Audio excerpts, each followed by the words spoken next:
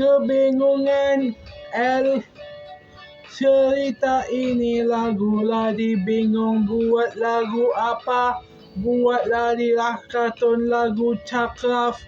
Kali ini kembar pula Amanda sama Dinda, dulu terpisah hilang entah ke mana, akhirnya terjumpa juga setelah sekian lama.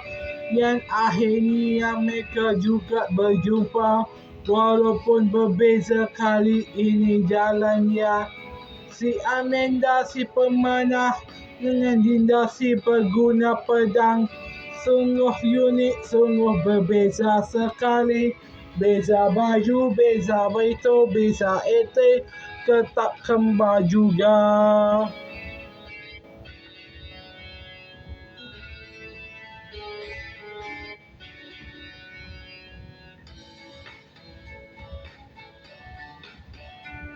Kembar tapi suka benda yang berbeza. Tinggal di Java itu, tinggal di sana sangat berbeza.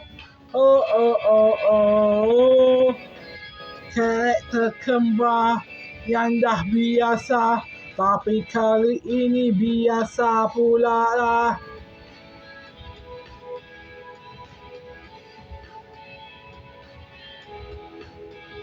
Apatah jembar, apatah simpan, di mana situ di mana ada kembar.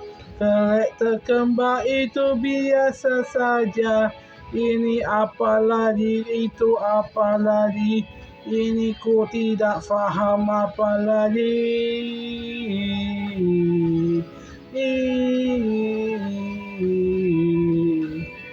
Oh, Amanda sama Dinda, aku tidak tahu karakter mereka berjumpa lagi di weather. Akhirnya mereka bertarung, jadi petarung juga. Amanda berguna panah, si Dinda bertarung guna pedang. Akhirnya dia siapa menang ku tak tahu. Siapakah apa jadi Amanda sama Dinda di Raider, akhirnya balik juga di Alpha World, di Village.